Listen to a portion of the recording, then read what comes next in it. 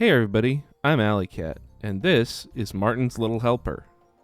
Her goal in life is to help Martin Septim fulfill his potential and ascend to godhood, without turning into some kind of big dragon statue. She looks a little froggy. But yeah, today I'm going to be guiding Martin Septim through the biggest and best DLC in Oblivion, the Shivering Isles. The follower system in Oblivion is kind of bare bones. You can't really equip your followers with anything, and the only control you get over them is to tell them to wait or follow you. So this should be an actually challenging run. Let's get into it, shall we? Mage sign, mage class. I'm going to be casting a lot of spells, so the extra magicka is going to be very useful. I'm also going to close the Kvatch gate normally. I'm not actually used to being able to cast all these spells so often, and I want to savor it while it lasts, since once I get Martin, I won't be able to cast any more destruction or conjuration spells. After all, if Martin isn't the one killing all the enemies, how will he realize his true potential? Once Martin has actually joined the party, that means it's time to start the run proper. Well, sort of. I still need to make some preparations, which is going to require some spell making and enchanting, and since I need to do both, I figure joining the Mages Guild is probably going to be a lot faster than trying to grind the 6,000 to 7,000 gold I need for the Mage Tallow candles at Frostcrag. So if you've never played the Mages Guild questline in Oblivion, here's how it works. When you first join the Mages Guild, you sort of get hired on as a probationary member first, or like an intern. You get access to all the Mages Guild services outside the Imperial City, but in order to access the Arcane University, where the spellmaking and enchanting altars are, you have to become a full member by getting recommendations from the head of each city's Mages Guild branch, which basically means you have to do a short quest in each city. We'll start with the Brail Mages Guild for no other reason than I was looking at the Shivering Isles portal, and Brail is the closest city to that. Kudai tells me to use a charm spell on, what was this fucking guy's name?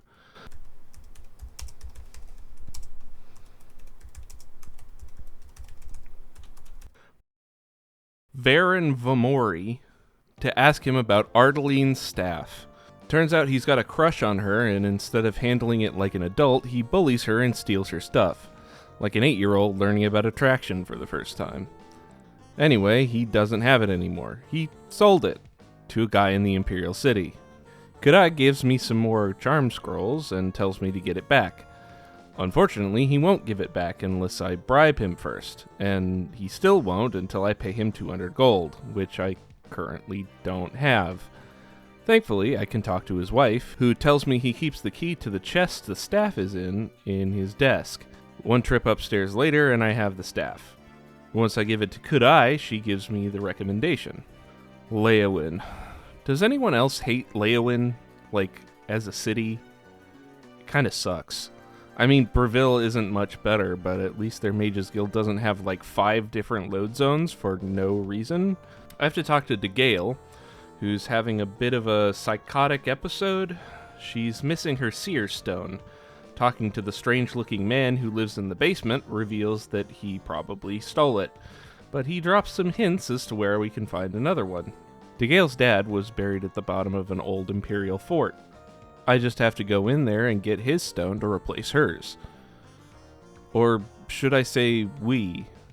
Martin is here with me after all. And this is where I remember that Martin has an enchanted dagger that does shock damage and knows several spells, including a healing spell. This might not be as hard as I thought. Anyway, he can deal with the Orcish marauders. I've got an amulet to find. Got it. Oh, hey, it's the basement weirdo. What's up, man? You want to kill me so DeGale will have to step down and you can take her place? Sorry, my friend Martin might have something to say about that. Why are you trying to ruin everything? Do your worst! Ha-ha!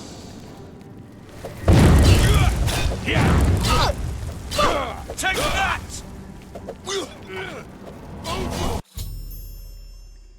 DeGale gets an amulet, and I get a recommendation. Next, Bruma. I forgot how many death flags everyone around here has. Thankfully, they won't be dying in this playthrough. Next one, though, no promises. Jaskar is missing. Where is he? I need to find him to get my recommendation. Well, I have a detect life spell, and look, an invisible figure wandering the basement halls. Hey, Jean, I found Jaskar. Oh, you need to be able to see him. How about this Dispel Other spell I picked up in Leowin? It's not enough. Fine, I'll do this the normal way. Volinaro tells me he'll show me where Jaskar is if I break into Jean's desk and steal her spellbook. Easy enough. I don't even need the spell he gives me to do it. I give him the spellbook, he casts the spell on Jaskar, prank ended. I get my recommendation from a somewhat perturbed Jean and get out of there. In Coral, Tychius tells me to talk to some lady who's been loitering around outside the guild hall for the last few days. Irana wants the Fingers of the Mountain, and she shows me where it is so I can retrieve it for her. Tychius says, nah, fuck that, give it to me instead. So I go up the mountain, take the book off the charred corpse, and return to Tychius. He gives me my recommendation, and leaves me feeling like there really should have been more to this quest that I'm missing. Adrienne Baronet in Skingrad wants me to check in on a missing guild member. Earthor does most of his study in a cave a ways from town, presumably because he keeps fucking up and causing property damage and bodily harm. He usually comes to check in and pick up supplies twice a week, but he hasn't showed up for a while. Let's face it, he's probably dead. Actually, he's not, but the cave he's in is full of zombies, and he won't talk to me until they're dead. Or re-dead. No longer animate, let's say. It's at this point I remember that NPCs have weapon durability just like the player, and Martin's cool dagger won't last forever. So for a good 15 minutes, I get to watch Martin punch zombies and get knocked unconscious over and over again. Great. Eventually, he does kill all the zombies, and I escort Earthor back to Skingrad. Recommendation received. Falcar in Chedenhall wants me to get a ring from the well behind the guild hall. What's the catch? It's really heavy. Dietzen thinks Falcar is trying to kill me, so she teaches me a water-breathing spell that also gives 5 points of feather. The ring weighs 150. Thanks, Dietzen. Since I'm a mage, my maximum carry weight is 150, meaning if I wanted to keep this thing, I'd have to drop my entire inventory to carry it. Thankfully, moving items around as physics objects don't count towards my inventory weight. Whoa, Martin, are you okay?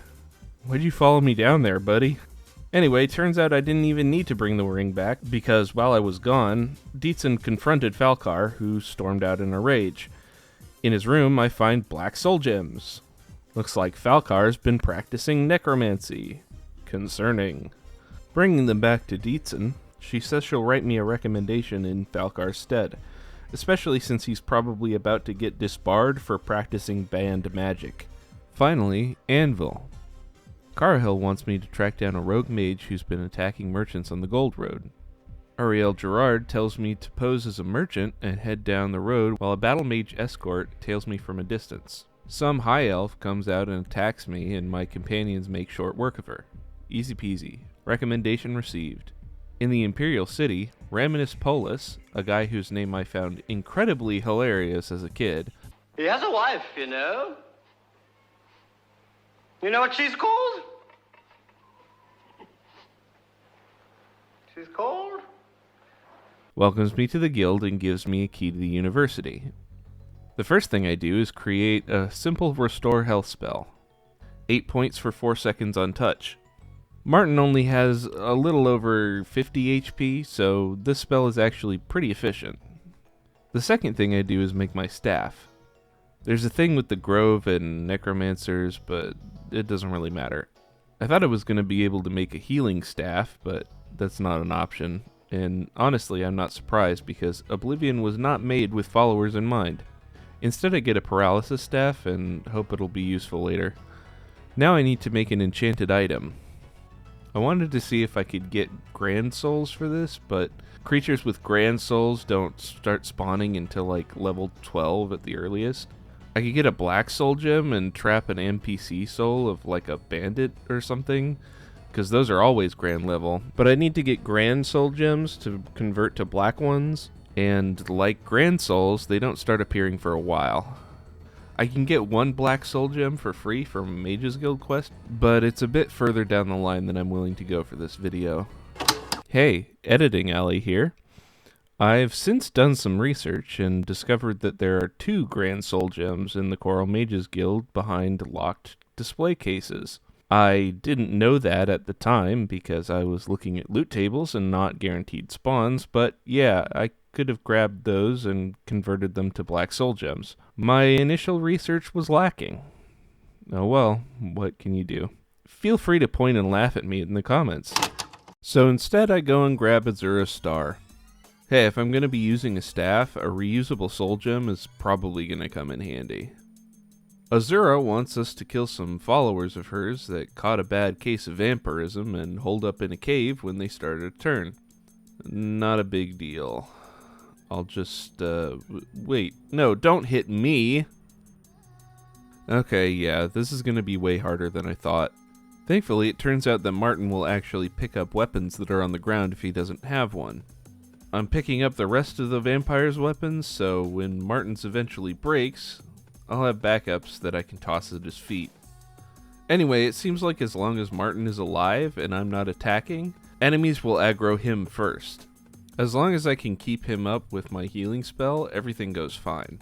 The problem is, sometimes I run out of mana, or sometimes there are 2 enemies attacking him at once and outpacing my healing.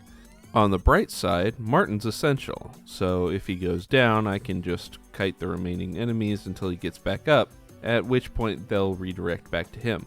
With the vampires dealt with, I go back to Azura's shrine and get Azura's Star. Now I just need to put a soul in it. According to the UESP, there's a common soul we can get pretty easily in Anvil just by starting the Fighters Guild questline. Arvina Thelis is having problems with rats in her basement, so we need to kill a mountain lion.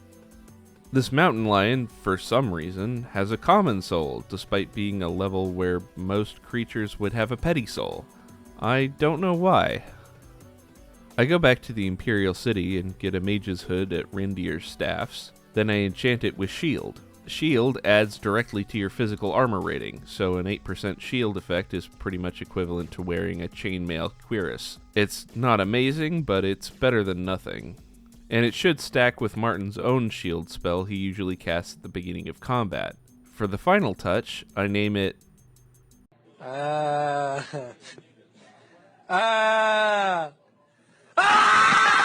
Now, where's Martin? Martin? Huh. Usually waiting at least teleports him to me. Oh, there he is. He didn't follow me out of the market district for some reason. Okay, let's go back behind these buildings where no one can see us. There you go. Now I tell him to wait, leave the area, wait 24 hours, and come back. He's wearing the hood. Now that Martin's got some more survivability and I have a decent heal other spell, it's time to actually start the Shivering Isles. There's a mysterious door that's appeared in the Nibbin Bay, and the people who go in come out different. It's not right! Madness! Why? Why? Everything is wrong! It can't be done! Stay away from me! I won't go back! You can't make me go back! I'll kill you all! You're all going to die! Stay down! This one's violent. What's the matter? Getting tired? I'd stay back from that door if I were you. Nothing that's gone in has come out right. I go in and I'm greeted by a guy named Haskell. He says something about how Sheogorath wants a mortal champion or some such. Boy, have I got just the guy for you. He's a little shy right now, though. He's waiting outside. Anyway, I tell Haskell I want in, and... Enjoy your stay.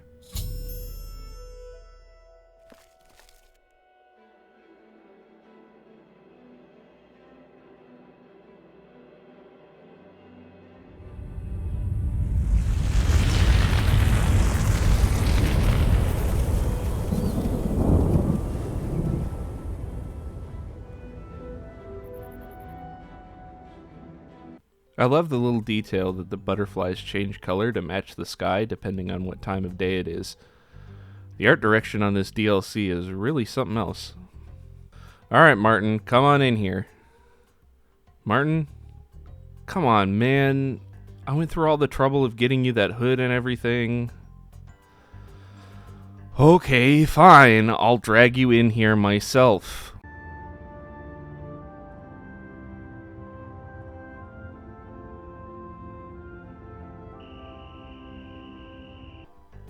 We're on the outskirts of the Shivering Isles right now, and we need to get past the Gatekeeper to get into the realm proper. Unfortunately, he's very scary. Fortunately, there's some people in the nearby town of Passwall who can help us out. The mayor, Sheldon, says some guy named Projared Icy Veins wants to kill the Gatekeeper. And he's been here longer than we have. Maybe he's got a plan? Well, he does have a plan. Break into the Gardens of Flesh and Bone and collect the bones of a dead Gatekeeper to make into arrows. Come on, Martin, keep up, will ya?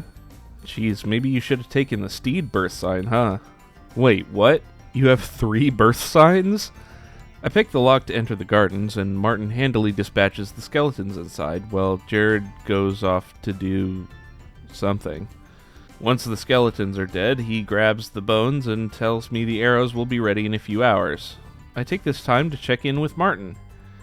Hey buddy, how's it going? That's reassuring. We go to kill the Gatekeeper, and Martin tanks while Jared... Oh shit. Okay, that's better. You know, I find it funny that this guy fights off 5 adventurers in full steel gear, but you hit him with 4 pointy boys and he drops dead. After we make the long trek up the road, this map is going to be very important later, trust me. During which I realized that having a much higher speed stat than Martin wasn't the best idea.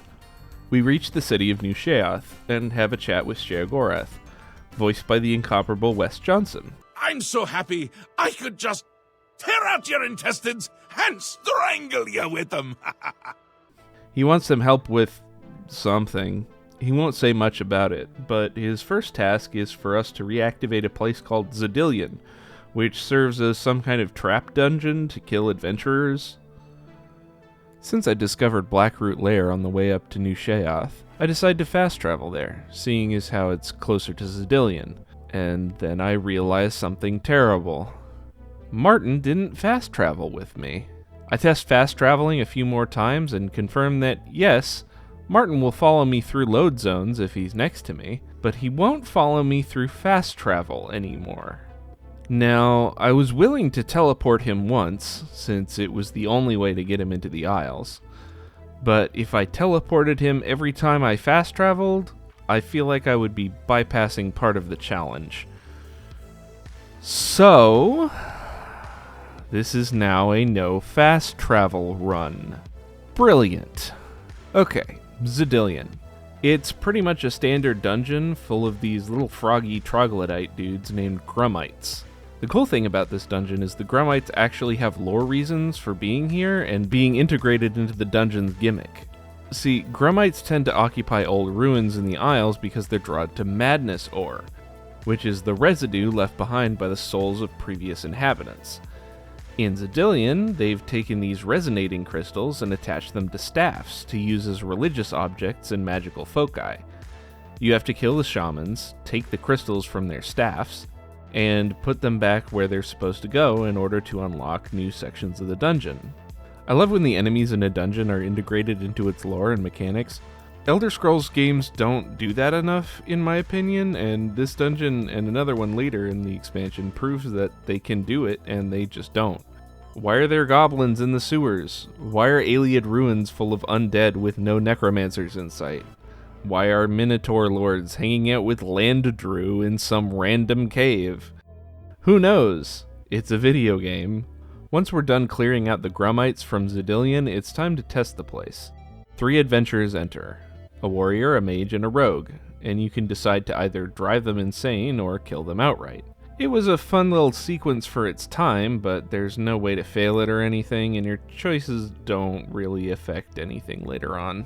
The first room has a gnarl in the center, and you can have it multiply and kill the rogue, or get bigger and drive her insane somehow. I picked the latter option. Then there's a room with a big pile of treasure in a cage. You can either explode the treasure pile, killing the mage, or drop a bunch of keys from the ceiling and make him go insane trying to find the right one. Again, I choose the latter. Finally, the warrior enters the room full of dismembered corpses, and I make them come to life as zombies and kill him because I'm sick of his shit.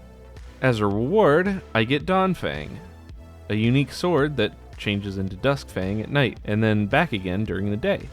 Dawnfang has a fire enchantment, and Duskfang has an ice enchantment, and if I kill 12 enemies with one of them, I'll get an upgraded version when it switches. Unfortunately, I can't use this weapon. I'd like to drop it for Martin, but it's kind of hard to figure out when his weapon is going to break, and since he just picked up a Grummite dagger in this dungeon, it's probably going to be a while until he has to switch again. After fighting some crystal boys on the way out and walking all the way back to New Sheoth, Sheogorath gives me the ability to summon Haskell, which I have to do twice before he lets me continue, even though Haskell is right there. Anyway, Big Daddy Shao tells me it's time to go meet the Duke of Mania and the Duchess of Dementia. See, the Shivering Isles are divided into two halves. There's Mania on the north side, full of artists and craftsmen who sing and dance and do drugs all day. Then there's Dementia on the south side, full of paranoid weirdos who are always plotting to kill each other. How does anything ever get done around here? Apparently, part of meeting the Duke and Duchess also involves doing their dirty work. We'll do Duchess Sill's quest first because it doesn't involve me leaving town. She wants me to uncover a plot against her. What evidence does she have? None. But this is Dementia, so there's probably some kind of plot going on. To help me, she's given me use of her personal torturer, Herder. Get it? Herder? Cause he hurts people. He's a... whatever. Anya Herrick seems like she might be hiding something. Turns out a Khajiit named Mazada has been threatening her to get close to Sil. Unfortunately, if I talk to him, he won't give us anything without proof. He does have a locked cupboard in his house, but I don't have the key, and apparently neither does he. Sickly Bernice over at the local inn has some information. She's heard that Mazada's been talking with Sil's guard captain, Nelreen. For some reason, this means I should eavesdrop on their conversation and not go talk to Nelreen directly. This will cause problems later.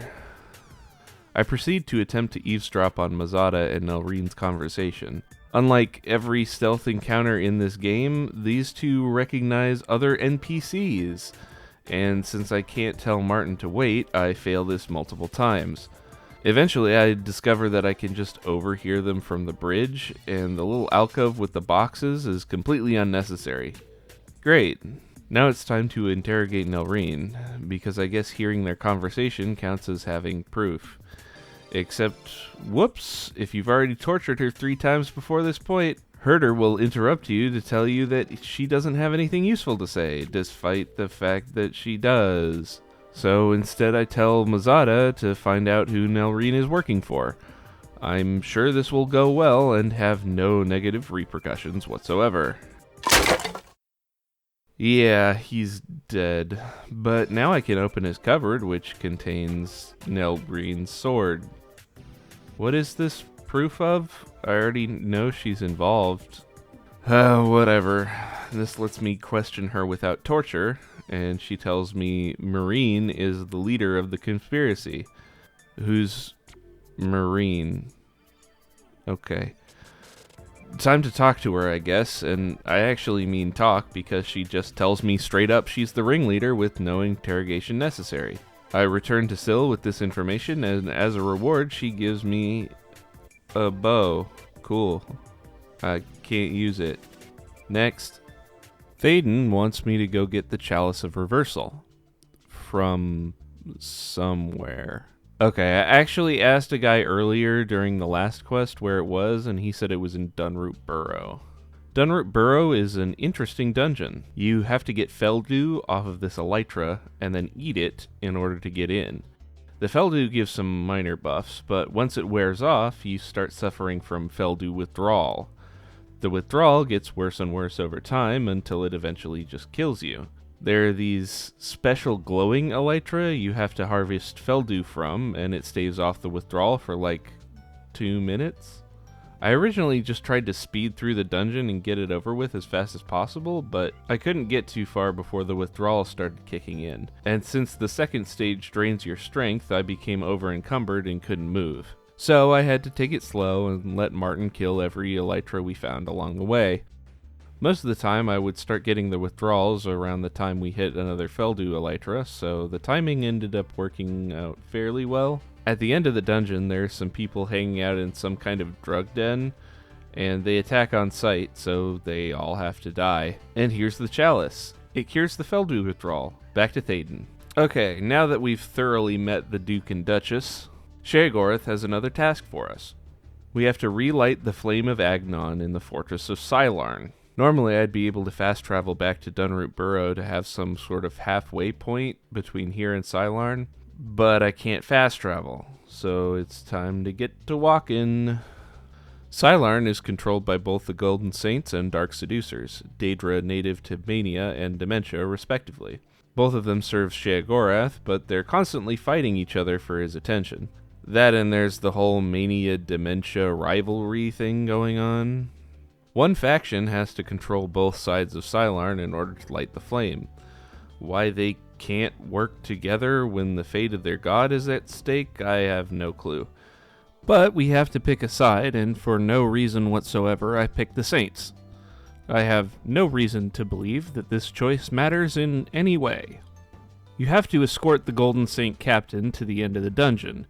If you don't, and run off ahead like I did, you can kill all of the seducers and be stuck at the end wondering what the hell you're supposed to do because there are no saints around. The captain will be waiting for you halfway because she's scared of archers on a bridge or something. Martin killed them. So you need to get the captain to the end because she needs to sacrifice herself to light the flame. Except she's really only temporarily sacrificing her physical body, because unlike mortal souls, Daedric souls don't go back to Aetherius when they die, they just hang around in oblivion for a while before they can be reincarnated into a new body formed from the chaotic creatia. This is why Daedra don't fear death. It's not permanent for them. The only reason they might try to avoid dying is when it might cause some kind of setback for them. It also explains why the Saints and Seducers are so quick to fight each other to the death. If death isn't permanent, war basically becomes a contact sport. Anyway, time to bring the Flame of Agnon back to the palace. How, you may ask? By lighting myself on fire, of course. And now I have to walk all the way back. Honestly, I don't think the devs had this in mind. Anytime I walk backwards, I become blind from the particle effects coming off of my body. Now I can light the beacon on either the Mania or the Dementia side.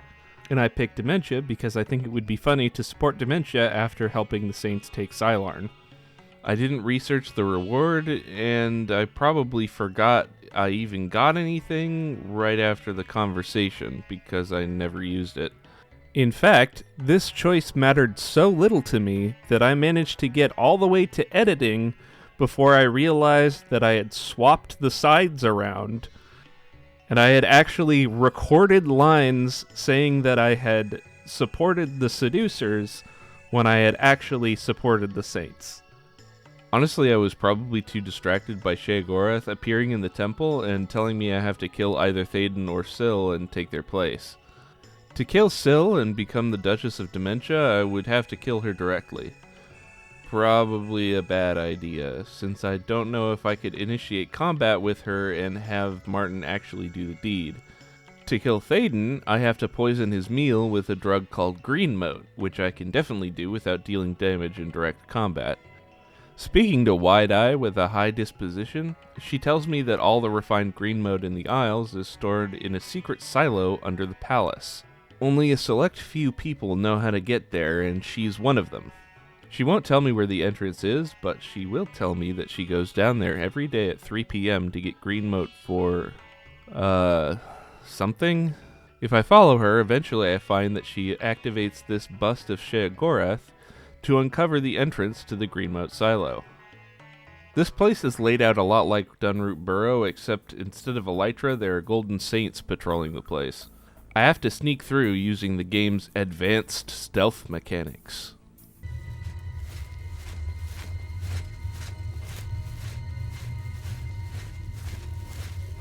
Did you know that developers on Oblivion also worked on Thief?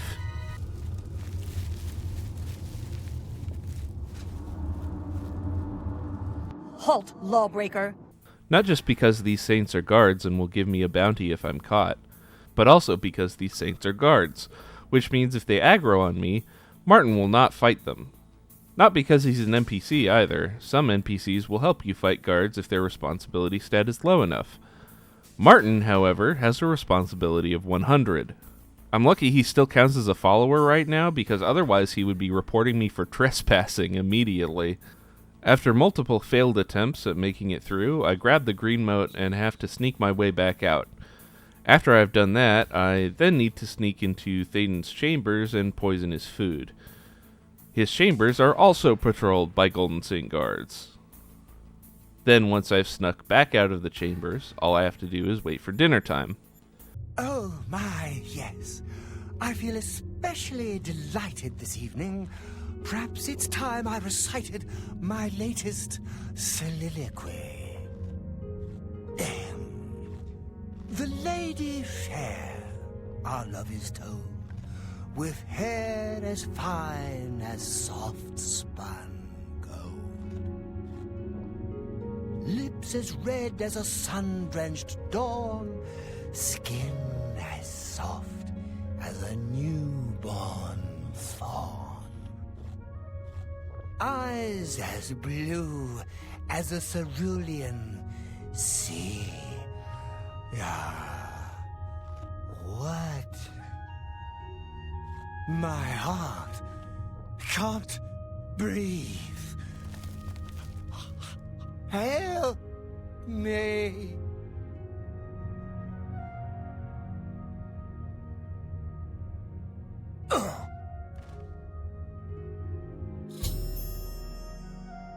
With Théoden dead, I grab some of his blood and take it to the temple to burn it and officially become the Duchess of Mania. Big S comes to congratulate me once again, but then Sil shows up and gets all pissy that her secret lover is dead. Did I mention Théoden and Sil were secretly sleeping together? No, it's hinted at a lot in the previous quests. Anyway, Sil defects to the Cult of Order, which Big S says is good actually, because it's never happened before. And when you're stuck in a loop, things that have never happened before must be good, right? You know, Sheogorath has this air of confidence that makes him seem like he's got everything figured out, but this really highlights the fact that he's flying by the seat of his pants here. He may have a loose plan with a few bullet points, but he has no idea what's going to happen. It's almost like he's the Daedric Prince of Chaos, and he's in his element when things don't go as expected. Now the Cult of Order is invading the Fringe, and the Golden Saints are having a hard time fending them off. Probably in no small part due to the fact that I thinned their numbers pretty heavily in Silon. Oops. You can tell they're desperate because they've got males here. See, Saints and Seducers are matriarchal. The females are the leaders and the warriors, and the males... I don't actually know what the males do. You know, come to think of it, why does a species that doesn't sexually reproduce have multiple sexes? In fact, the princes can change their gender presentation at will, so can lesser Daedra do the same? Maybe weaker Saint and Seducer souls tend to take male forms, so their society became matriarchal as a result. Maybe the souls that don't want to fight as much take male forms specifically so that they can occupy the lower caste. Maybe this game came out in 2006, and the devs just wanted to be subversive. Who knows? After arriving in the Fringe and fighting some more Crystal Boys, the Golden Saint captain tells me the forces of order are coming from a spire in the middle of Passwall. The base of the spire is underground in the ruins of Zedaphan, so of course she sends the Chosen One and his sidekick to go down and close it. It's a pretty standard dungeon crawl. We meet up with the mayor, Sheldon, partway through, and he accompanies us through the rest of the ruins. His presence is somewhat helpful. Now, I've closed a couple of these spires before, it was just never that noteworthy. You kill the Knights of Order, get their hearts, throw them into the spire, lather, rinse, repeat. The annoying part is these priests that don't die permanently until the spire is closed. But once it is closed, the ruins start coming down around us and we have to get out. I don't think this thing is gonna open again. Oh. You are the worst escort in Uh-oh. history. I'll find How's another one Martin and gonna get follow going. me if Sheldon can't? I hope I don't have to teleport it. Oh. Never mind. I guess Sheldon just didn't want it hard enough. Alright, Zedaphan is closed, which means it's time to walk all the way back to the palace. Now, Sheogorath wants me to rebuild the Gatekeeper. Hopefully it won't be as much of a pushover this time. However, this requires me to go almost all the way back across the map. Again. Because remember, I can't fast travel. And then when I get there, I get pinned in this corner by a Flesh Atronak and killed. And since this game only autosaves at load zones, I have to start all the way back at the palace. Seriously, I feel like a good 50% of this run was just me walking back and forth across the map. I can navigate the Shivering Isles with my eyes closed at this point. And yes, I know how to quick save. I just forget sometimes, okay? Zaselm is another gray dungeon full of skeletons and Flesh Atronachs. It's really not that interesting. On the plus side, I finally got Martin to pick up Dawnfang. One thing I wasn't expecting, though, is that kills with the weapon still count even if I'm not the one wielding it.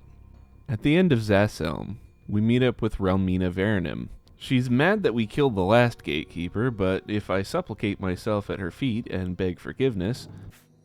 Ah, your tone is more in line with my station. Please continue. Yes, powerful magic indeed. It is proper that you bid me kindly, lest I show you the meaning of pain and suffering. She takes pity on me and gives me a grocery list of things we need to build a new Gatekeeper. Blood liqueur, osseous marrow, dermis membrane, and essence of breath. We can get these things at the Gardens of Flesh and Bone. Remember that place we broke into with Jared in the beginning? It's not even that far of a walk. Wow, they went so far as to combine the tile sets in this one.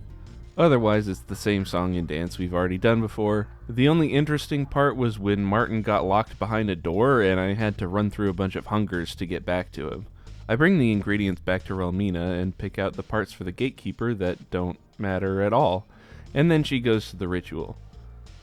She walks to do the ritual. All the way there.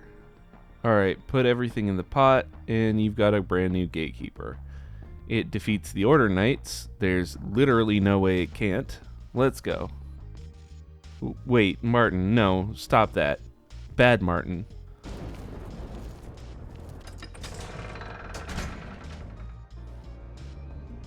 Our child stands guard once again. Wait, our child? Oh no. Am I gonna have to take care of him? Take him to school? Play catch with him every other weekend? Sit him down and have the talk? I don't think I'm ready for that responsibility. I have to go get some cigarettes. I promise I'll be right back. Now that I've become a deadbeat parent, it's time to go back and talk to Sheogorath again. While I'm telling him what a good job I did abandoning my son minutes after he was born, suddenly a Dark Seducer runs in and says that Pinnacle Rock, the base of power for the Dark Seducers, has been attacked by the forces of order, and Sil let them in. You'd think with all these attacks on significant locations across the Isles, Jiggalag would be leading at least one of them, but it turns out he doesn't exist yet. Well, he does, kind of.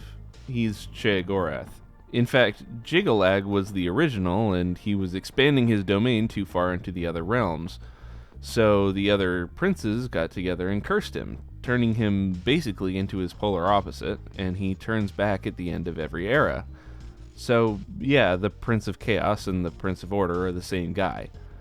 But Shea wants them to be two different guys, which is why I'm helping Martin become the other guy. Anyway, I need to go help out the seducers, which means I need to go to Pinnacle Rock.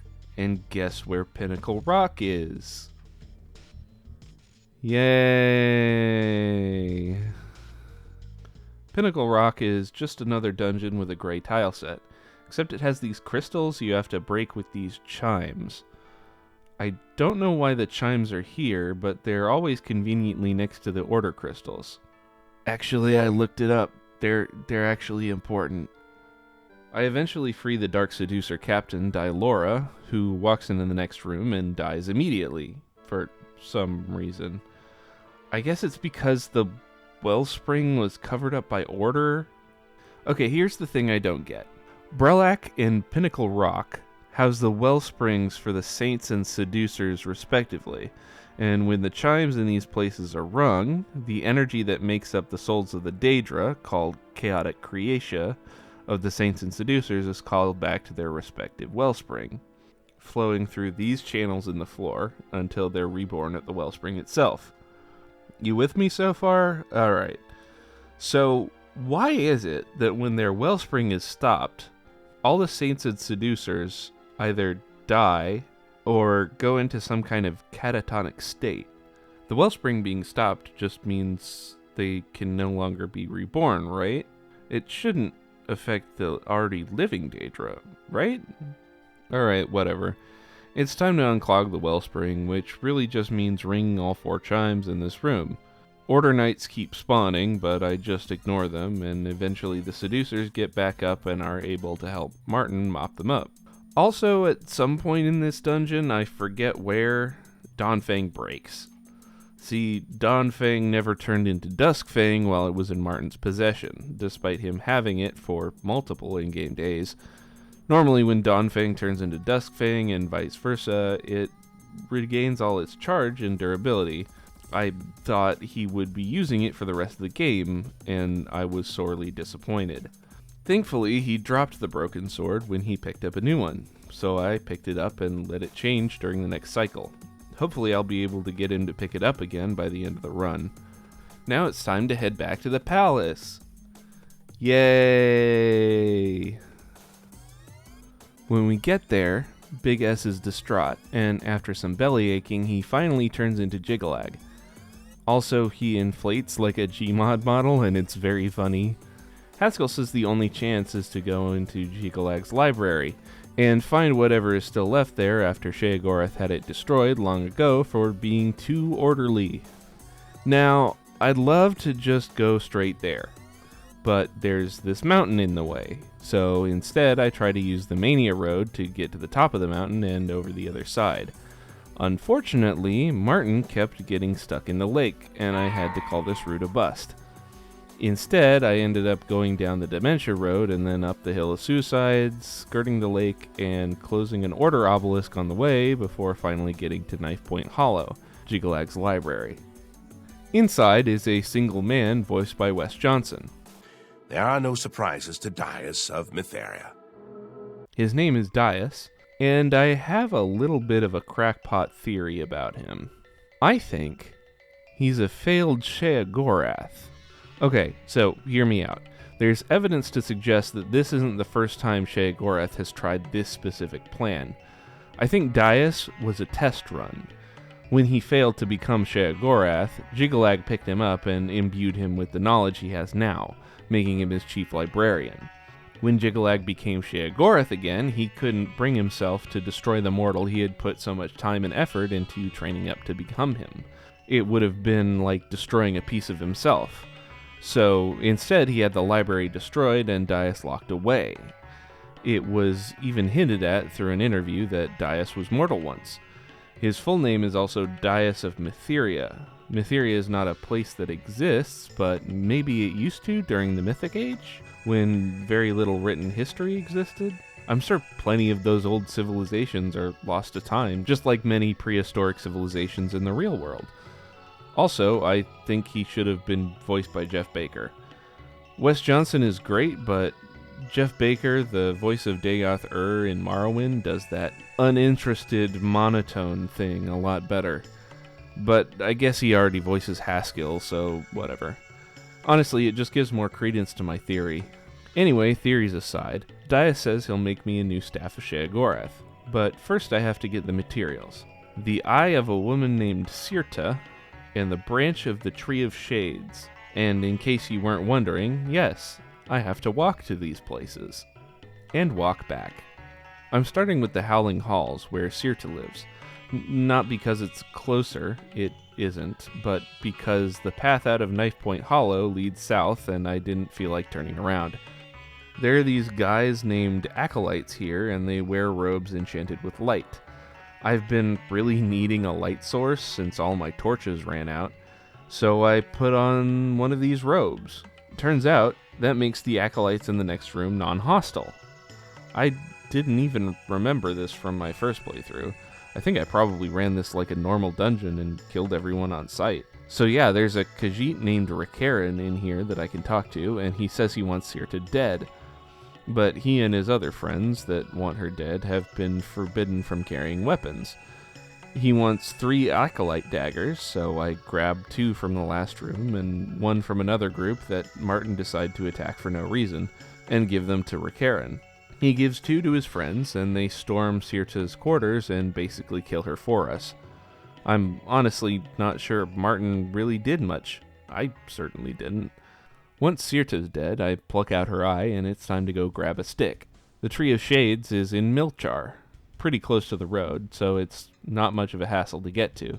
I get inside, fall down a hole, touch a rock, and a shadow version of myself starts attacking me with a greatsword. Thankfully, this clone is my level and has my skills and equipment, meaning she has no actual blade skill and therefore can barely damage me. Honestly, the 2-point damage health effect on the sword she's wielding is probably doing about 50% of the damage here. However, there's a problem. Martin won't attack. Martin won't even attack if he's attacked. I can get the Shadow Clone to hit him with all of the spells in the world, and all he'll do is heal himself. There's really nothing I have that will remedy this. If I chose the Mania door when I got past the Gatekeeper the first time, I would have gotten the Blessing of Mania power that would have let me cast Frenzy. But I went through the Dementia door and got a Demoralize power instead. So I loaded a save. I went all the way back to the Breville Mages Guild and bought Touch of Rage from Delphine Gend. And then I went back to Milchar. I had to teleport Martin again because for some reason he can leave the Shivering Isles just fine, but entering is the problem. Unfortunately, I stopped my recording to look up who sold the Touch of Rage spell and forgot to start recording again until I'd gotten back. But trust me, I went there. It sucked. This time, through the Touch of Rage spell and careful positioning, I managed to make Martin attack the clone. He's doing pitiful damage with his nearly broken Order Sword, and once it fully breaks, he refuses to pick up Duskfang, which means he ends up using his fists for the rest of the fight. Also, for some reason, I only have to refresh the Frenzy spell once. The fight takes more than 60 seconds, but for some reason, I guess Martin decides that once he started pummeling the clone with his bare hands, he might as well see it through to the end. After the clone is defeated, we head back to Knife Point Hollow. Dia says we managed to succeed despite all logical predictions and creates the new staff. All I have to do is immerse it in the waters of madness behind the throne in the palace. This is the last time I have to walk across the Isles. I also got Martin to pick up Duskfang. When I actually get to the palace, turns out the waters have been corrupted by Order, so we have to go down underneath the palace and cleanse the pools of Mania and Dementia. It's another root dungeon, but this time there are these non-hostile gnarls that wander around and doors corrupted by Order that won't open until they're cleansed. The first one gets cleansed by one of the tame gnarls, and the journal update implies that this will be the gimmick of the dungeon, but it's not. What you actually have to do is kill the Order priests at each of these pools, which cleanses them, then take the shards of Order off their corpses and use them to cleanse the doors. We cleanse the Pool of Mania by killing all the Order priests around it, then make our way to the Pool of Dementia, where Sil is waiting with Nerve Shatter, a unique warhammer.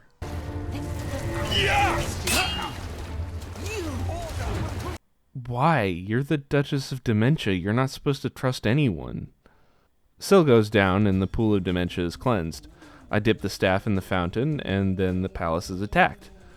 There are 2 obelisks this time. Ooh. Closing them isn't much of an issue, especially since I've got a bunch of Saints and Seducers on my side. Then Jiggalag appears, and he's voiced by Jonathan Bryce, the voice of all the Nords and Orcs in the game. But you are no Daedric prince. Why didn't they just get Wes Johnson to do it? I don't know. Maybe him switching VAs symbolizes his full transformation into another god? Maybe I'm just pulling things out of my ass. Jiggalag is a tough bastard. Martin fights him for a good few minutes before I realize he's not doing squat. Jiggalag has a regeneration effect of 1 HP per second. You're supposed to be able to shut this off with the Staff of Sheogorath. Just one problem with that, the staff also freezes all NPCs within 75 feet. Jiggalag is immune to this, but Martin is not, meaning the only way I can make him vulnerable to damage is also freezing the one guy who can do damage in place. So, is this it? Is this the end of the run? Oh, we tried our best, but Jiggalag was just too powerful. In the end, it looks like Order won. Nah, we just have to fight smarter, not harder. The arena is big enough that I can shoot the staff at a point where the 75-foot radius will hit Jiggalag and not Martin. It takes a little trial and error to figure out the correct distance, but I ended up using landmarks like the number of pillars or the texture on the grass to determine where I need to shoot. And it's really not like I'm losing anything if I get too close, because as long as he's under the effect of the staff, he's not healing. And the staff has like 30 charges, so I've got plenty of leeway. Eventually, Jiggalag goes down, concedes the Throne of Madness to Martin, and my quest is complete. Hey Martin, nice duds. By the way, do you ever feel like we're forgetting something? Alley Cat Blues. Thanks for watching, and sorry this video took so long to come out. Sometimes life gets in the way. I'm working on a lot of new stuff to put on the channel, so fingers crossed that more life events don't screw that up for me. You could also mitigate some of that by signing up for the Patreon, maybe? Anyway, I'm done with escort quests. The next run I do should be a little more straightforward.